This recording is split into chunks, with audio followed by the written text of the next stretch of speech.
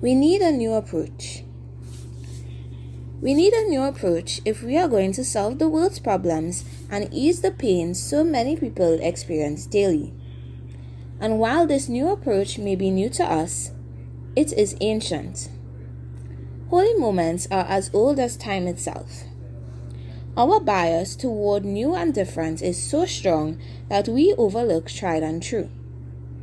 Our unbridled love affair with the idea of progress leads us away from ancient solutions to timeless problems. What we need is the spiritual awareness to recognize opportunities for holy moments and the spiritual intelligence to bring them about. This is what leads us to meaningful lives, enriched relationships, and a better world for everyone. Experts agree that emotional intelligence, EQ, is disappearing from our culture at an alarming rate. It has become clear that EQ is a better predictor of success than IQ, both personally and professionally. These are important discoveries. But when will we begin the epic conversation that our culture so desperately needs around spiritual intelligence, SQ?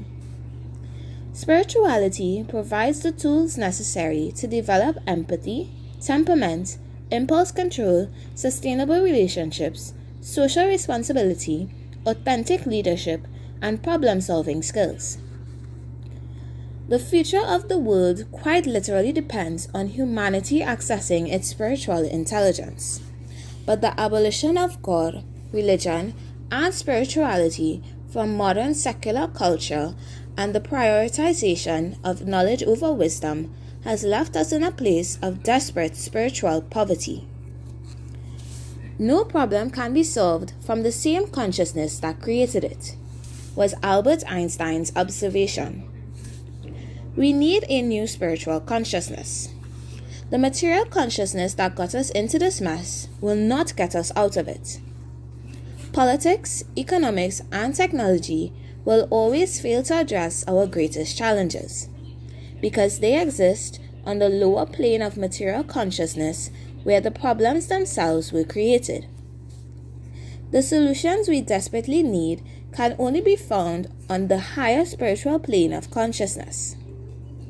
It is time to stop searching for worldly solutions to spiritual problems.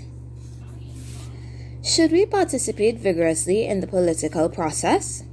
Absolutely, but with a clear understanding of its limitations. Should we courageously seek to bring a universal fairness to our laws? Absolutely, but let us never forget that laws are required where our humanity fails. Our decency and humanity should ensure that children don't go to bed hungry, that the elderly have the care they need, that the sick are tended to, and that young people are educated. Law is a poor substitute for love. Laws take over where our love runs short. Laws compel us to do what we should do willingly. Laws cannot legislate love, and only love can take us from the current state of affairs to the world we all want to live in. A government is no more capable of solving the most pressing issues of our time than it is of raising a child or healing a troubled marriage. The role of a government is limited by the IQ, EQ, and SQ of the citizens that put that government in place, and by the virtue and character of the men and women who make up that government. Our spiritual expansion, both personal and collective, is essential. Holy moments facilitate that spiritual expansion and at the same time transform the world. When the Good Samaritan stopped to help, he did not simply bandage the stranger's wounds. He changed that man's whole world. Holy moments change the world.